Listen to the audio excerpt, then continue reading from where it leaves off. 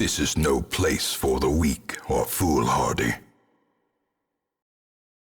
The Crimson Court expansion pack focuses on the Ancestor's youth, showing us how exactly he became fascinated with unearthing the Darkest Dungeon.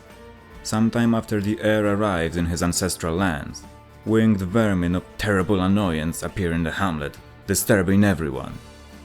The heir and his mercenaries therefore venture forth into the old courtyard, from whence the vermin came in order to burn their hives.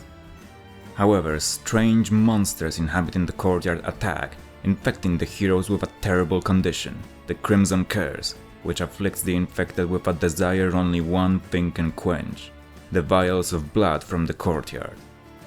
Personally, I think some bite away would have worked, but oh well. The heir begins finding strange invitations urging him to go deeper and deeper into the courtyard, where we discover more about a relative. The Ancestor was once surrounded by a court buzzing with life and spent his days drinking, partying, eating and generally living in utter degeneracy. Classic rich people. However, the usual kind of hedonism quickly became boring to the ever more decadent court, and soon the individual known as the Baron, responsible for entertaining the nobles, began concocting more and more grotesque and degenerate diversions. The Ancestor admits he could have stopped him, but that would have embarrassed him in front of his friends. Yet another example of peer pressure causing tragedy. A different member of the court, the Viscount, who fancied himself a bit of a gourmet, decided that since regular ritual of stuffing one's noble face was not sophisticated enough, feasting on rot and decay was the next logical option. The other court members showed some good sense for once, but it didn't stop the Viscount from consuming piles of rancid comestibles. If only it stopped at that. However, things really took a turn for the worse once the being known as the Countess arrived at the court.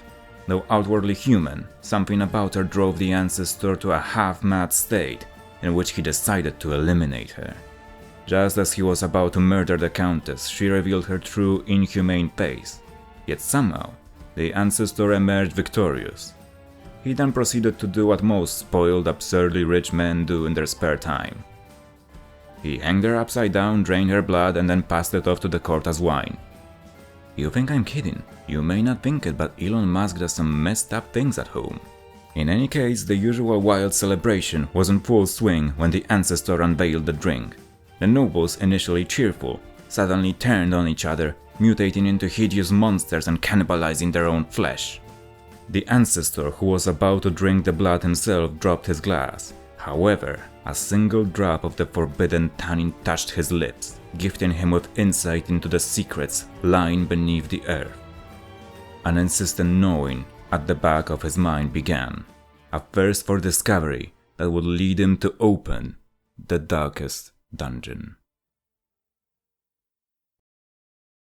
The Color of Madness recounts a tale of an Ancestor's experiment which, in his usual fashion, he performed at someone else's expense and suffered no consequences for whatsoever.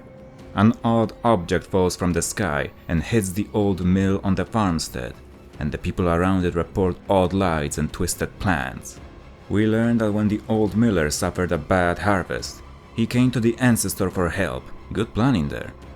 And the Ancestor, having nothing but disdain for the miller, used the old farmer and his farm in a grand summoning. The farmstead was surrounded with large stone slabs with celestial designs etched into them. After many years, the bounty from the stars finally came in the form of a comet, a mysterious entity that distorts time and space around it.